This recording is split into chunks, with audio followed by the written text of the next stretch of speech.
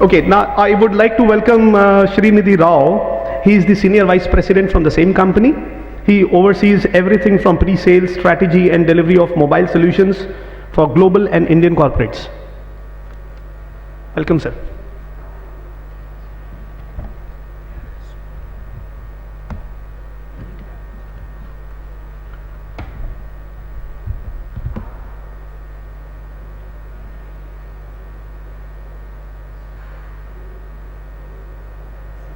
Yeah, just one moment.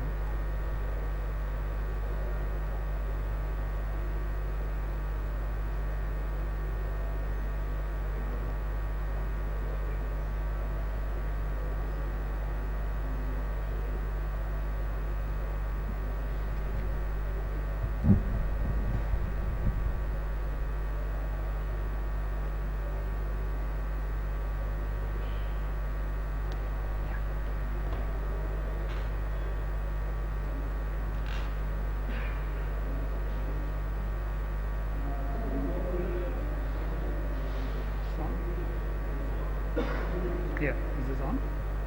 It's on? Hello, can you guys hear me? Yeah, I guess. So, yeah, I'm trying to take the part 2 of the session, and the major difference is that my session has no pictures. And Dean had a lot of pictures and a lot of philosophy and fundamentals and things like that. So the idea here is to, we discussed a lot about how emotions get into the application and how do we understand, how do we bring feature set into the application from the emotional perspective.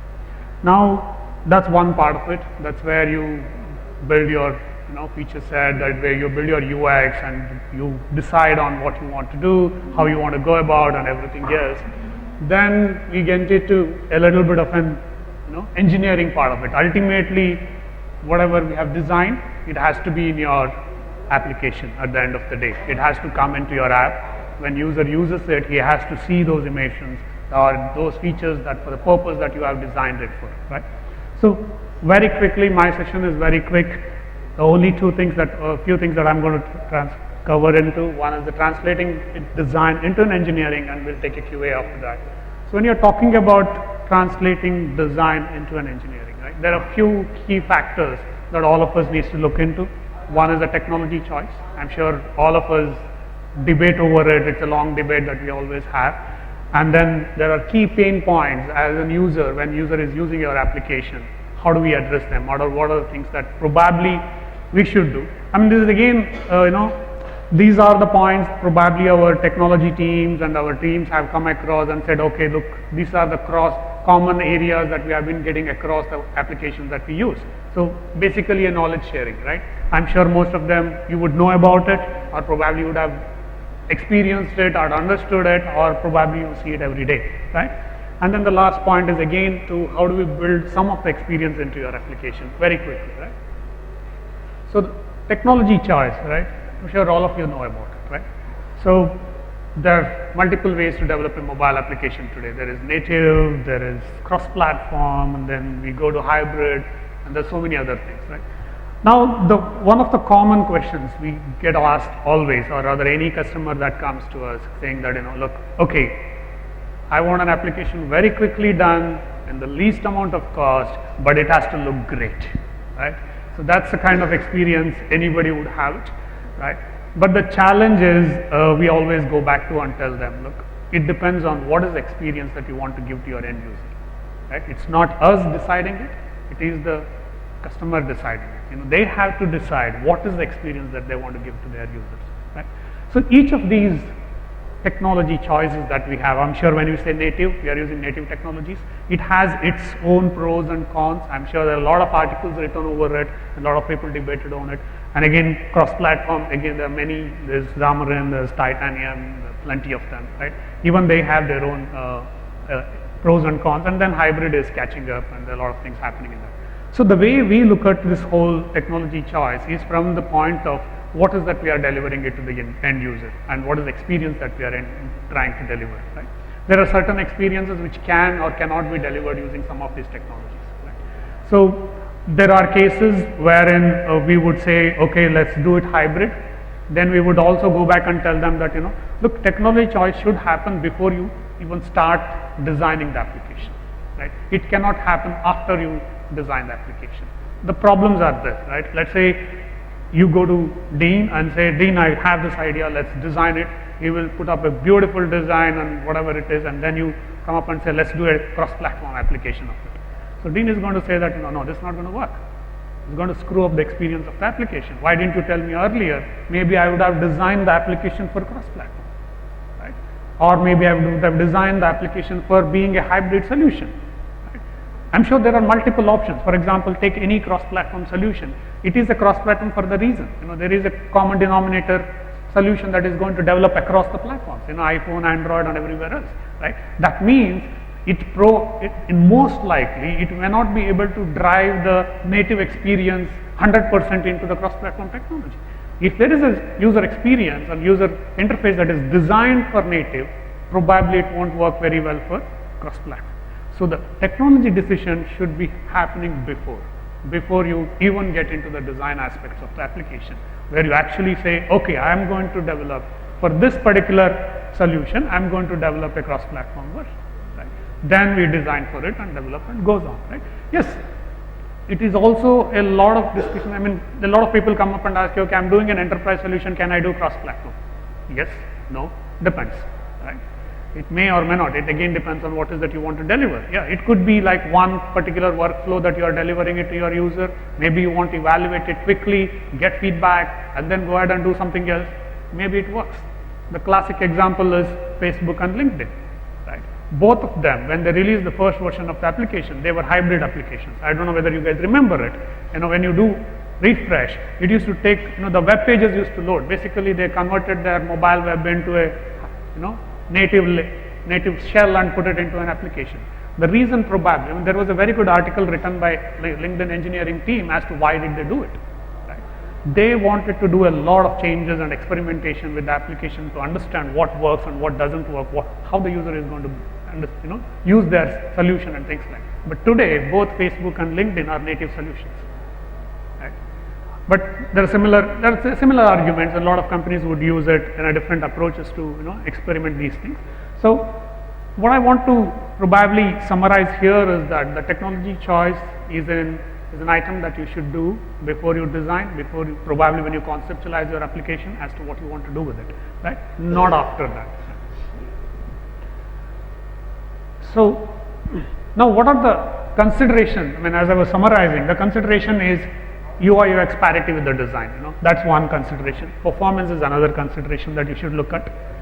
Features and APIs, how compatible they are they compatible with everything, and the tool chain and the integration aspect. These are some of the parameters that we generally recommend to people to consider while looking for a technology consideration.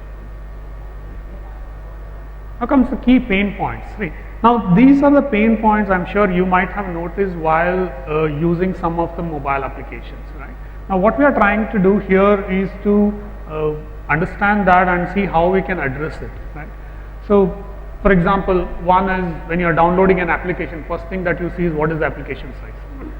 Right? And say, okay, if it is more than certain MB, then you are going to say, okay, let me go home, I will connect to Wi-Fi and then download it. You won't do it on a data connection because for obvious reasons. Right? So the critical point for every all application that you do is make sure that it is of as less size as possible. Right? So one of the key elements which takes size in your application is the image. Let's say there's a beautiful design that comes into picture. Each image is going to be heavy. All these things are going to happen. So it's going to be heavy. So there are multiple ways to address it. There is both iOS, Android, and things like there is a tile. There is a pattern. Make sure that take a pattern and repeat it so that one pattern is taken, not the entire image. Right? You don't have to do that. And probably 9-patch images for Android people. I'm sure they would understand what it is. And PNG versus JPEG. PNG has its benefits to provide transparencies and everything else, but JPEG is more reduced in size and optimized. So as far as possible, wherever it is relevant, use JPEG, right? If you don't require them. App slicing is a new technique that is been given both in iOS and Android. So it will let you make your application such a way that if somebody is downloading an iPhone 6, only the related content gets downloaded, not the entire application. Using app slicing, you can achieve those things. The other one is you have to make your apps used by everybody, right? You have to assume that in India especially, let's say there is variety of Android devices, India being an Android majority country, you wouldn't know what Android device that user might be using, and you believe me, no company can test it across all the Android devices in the market. That's not going to happen. But you have to make sure that your application is designed that way, right?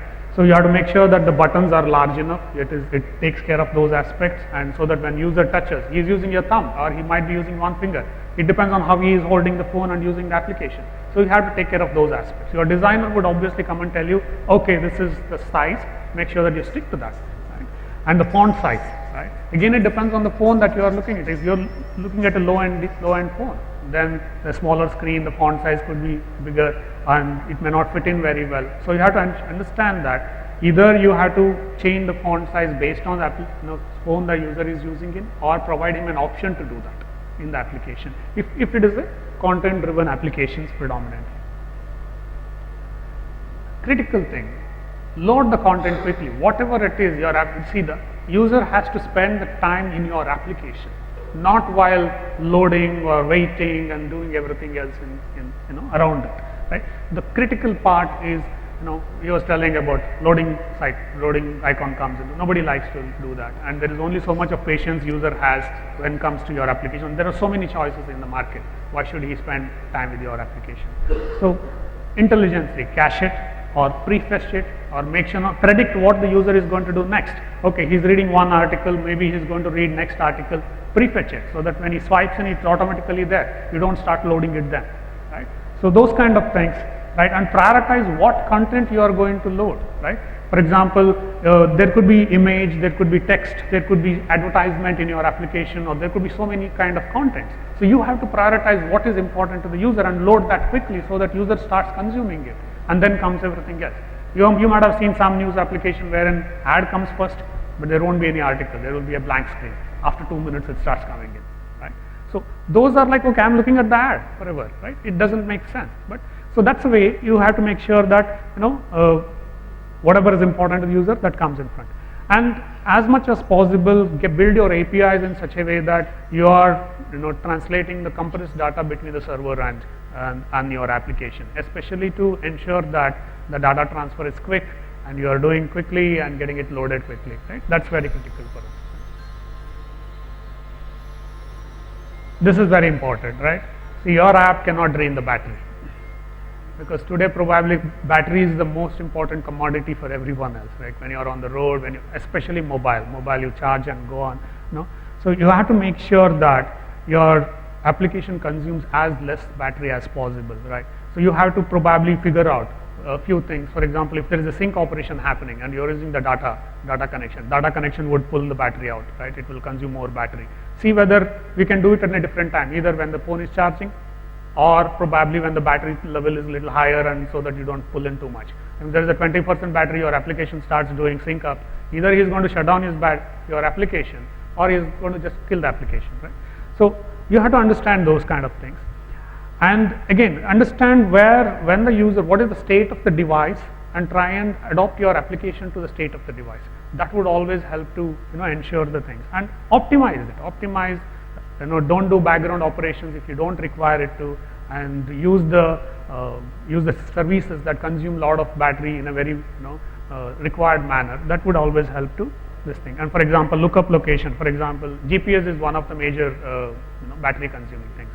Let's say GPS also has a granularity. Like I'm sitting here and using some application. There is no need that it needs to keep the high-end GPS to my location or your server, because I'm just here. The location is not changing. So maybe you shouldn't do that, right? Maybe the app should understand that, okay, he's not been moving around, so let's not worry about draining the GPS part of it, right? So those kind of intelligent way of optimizing the application would always help. Data bills. This is very, very critical. I'm sure nobody wants to spend more money on their data. So again, as long as possible, wherever it is relevant, cache and don't use network wherever it is not relevant, and sync when you are in Wi-Fi. If there is a large data transfer that you have to do for whatever purposes, right? Maybe you are providing an offline usage of the application. Maybe once in a day you do an upload to your server, it could be a business case, right? Your salesman is on the road, and throughout the day he may not have the data network, and he would have accumulated a whole lot of things, and you want to sync out with your servers. So do it on a Wi-Fi, or arrange or request the user to put on a Wi-Fi, so that you know that he's not doing everything. And similarly, compressed data, APIs, right? Just a JSON, generally we recommend JSON or XML or whatever it is, and there is a way to compress the transactions so that the data transfer is reduced. Obviously the usage also gets reduced, right? And the image size and the media and all these kind of things. See, for example, your application might have a very high-end images, that being photo gallery, typical example, right?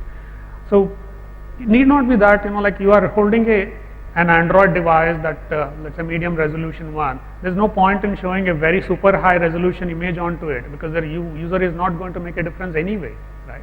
So slice the images, or probably have different quality of the images, so that you download the required one based on the quality of the device, so that you don't unnecessarily consume the same amount of data across the devices no matter what, right? So those are other ways of doing it, right? And prefetch, when you are in Wi-Fi, do it, sync it up. When you are on Wi-Fi, do all your activities, sync up, those other things that you can do. APIs, again, I was talking about APIs quite a bit. Cacheable, make it compressed, single standard format of the date format, and so that the processing that you do on the APIs has to be reduced, so that and again, design the APIs for mobile. I mean, we generally tell everybody on that. See, mobile and web are two different aspects. What web shows and mobile shows are two different, and it's driven by the screen size and driven by the state of the application and a lot of other factors. So maybe it makes sense to have two different set of APIs if there is a need, right? So you have to look at that. Pagination, nobody is going to look into 200 requests on your mobile application, right? There is only, for example, you are reading a news article. At the max, you are going to look at 10 news articles, right? Not more than that. So you will have to make a look and based on those kind of things. OAuth is single sign-on kind of a requirement, again, for the login mechanisms and all those things. Right? A couple of things wherein you can make sure that people really trust your application, right?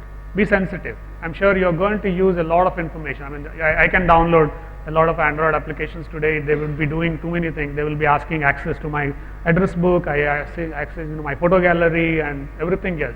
But you have to tell them why do you need it? So that shows that you are interested in gathering those information for a reason, right? So make sure that those aspects are given to them, right? Usable, for example, when there is a poor network condition, make sure that your app is usable. It's not that it becomes clunky, it just doesn't goes into a hanging state kind of it, right? Those are the optimization that's very key, and especially in Indian area, a lot of the time, even if you're in a city, you wouldn't get a good network. So that's a common problem that everyone would have. So if you're using your application, as soon as the network goes down, if your application starts acting crazy, nobody is going to use it. Right? No one is going to use it. Right? So those are the optimizations that we will have to do in this locality. Right? Save locally. I mean, cache it, whatever it's relevant, cache it, save it, and then take it forward from there. Right? Adaptive streaming. Like if you are doing video network, I'm sure this is a default everybody would know about. There is a multi-bit rate streaming that they do based on the network speed and the quality of the network. It keeps happening. Right? So that's about it. And the last one, trustworthy, especially when it comes to banking and all the other kind of thing. The users have to trust. You have to give that confidence to them, saying that, okay, look, this app is good enough. Right? Encrypt the data. Encrypt the data not just while transferring, even at rest. The phone, whatever data is on the phone also is very important. It should not be the case that somebody hacks into my phone and runs away with the data. Try and encrypt it wherever it is relevant. For example, we do work for one of our customers. It's an enterprise application that we developed. So the data is kind of encrypted on the phone as well as on the transfer. Then the customer hired a hacking person to hack the data and show how vulnerable it is. Right? Those kind of things. Right? So those are very important, because at the end of the day, there is a corporate data that was very highly valued and it has to be taken care of. It's the same case, based on the technology and based on the version of the application that you are using. These are very key factors. Certificate pinning is another way of ensuring the technology and ensuring the security aspects of it, and explain why you need permission. Right? So that's all I have. probably we can get into QA if you guys have any questions. Dean, you want to come in?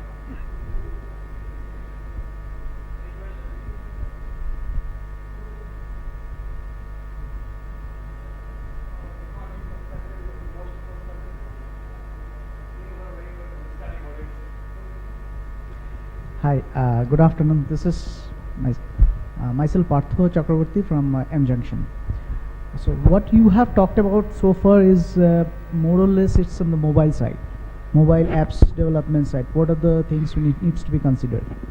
But yes, engineering perspective is a common for both web and apps. But what I am trying to say is we are trying to build a product we already have, we is re-engineering it, but it's a web-based data-driven system. It's a highly data-driven system. Okay. So what are the design aspects needs to be considered for such kind of? It's not a app. It's not designed for app, and not being designed for app. It's been designed for purely for limited people, because it's an auction and e-procurement system. Okay. When I spoke about the principles, they are universal. So they're not based on mobility or when they are right? And I think for enterprise we should be all the more sensitive to what it is. Because a lot of people design stuff for enterprise and they say, you know what, we're going to force the user to do this. Right, so you got to be really sensitive. You got to apply the EQ. You got to do everything what I've told you to do for enterprise, without a doubt, and make it even more beautiful. One of my major things I do is, one of my major passions now is to get into redesigning enterprise and bring delight to users within companies. So what is enterprise? Enterprise is within a closed group. That's enterprise, and consumer is larger. So when you close the doors of enterprise and people say, we don't want to design for enterprise because it's our colleagues that we're designing for. I think they are the most important people in the universe first, right? Start at home and then go outside. So I don't have any quick tips to give you, put blue, put red, and let that button be on top and all that stuff. You have to work hard for it. I think that's what India requires. We just want quick fixes. And we will never do great design if you want quick fixes.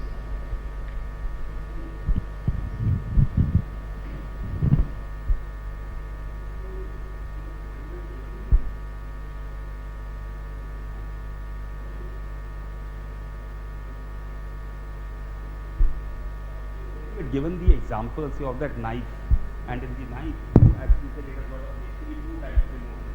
One was what we call the comfort part, and the other was the aggression part. So, right. Basically, when we talk about emotions, like suppose you design a mobile app or maybe design a web application or whatever. When we talk about there are two things. One is the emotion, what the particular product is getting. So what it means to the same. One is the emotion from the consumer point of view. So do you think that I perceive something and I make a design from the user's perspective, and maybe I've got 100 users, so everybody emotes in the same fashion with that same application. So, but how do you? Yeah, so I'll answer that question. It doesn't work from the user side of it. When Steve talked about bending perception, okay, bending perception is a reality. You bend perception by bringing the emotions from within, not from without. That means you design the object with the emotions, and those emotions will dictate what the human sees. Humans come with multiple emotions. We only have emotions at the end of the day. Our consciousness is only built out of emotions, right? So we need to put those emotions into our product. If it's aggression, then it needs to be aggression, and it will deliver aggression. Then somebody holds it, and it will bring out aggression from him. So you cannot leave anything. There's nothing you build for the users. You build within, and that's the trick about everything. That's the reality, and you send it out. Nobody told Steve Jobs, that does the world require an iPad? The emotion has to be independent of the user. Yeah, so you build it with the core emotions that you wanted to build it. And if it's going to be ugly, then you got to question your emotion quotient. So once you understand emotions, once you get a grip of this, it's a very, very interesting topic. It's a very interesting realm that people spend a lot of time and money in other countries doing research, in the valley doing research only on emotions. We don't want to do that. We want quick fixes. Let's copy the other guy. So that's not going to work. Any questions? User experience. Now I would request Mr. Ranjan Goenka to give away the mementos.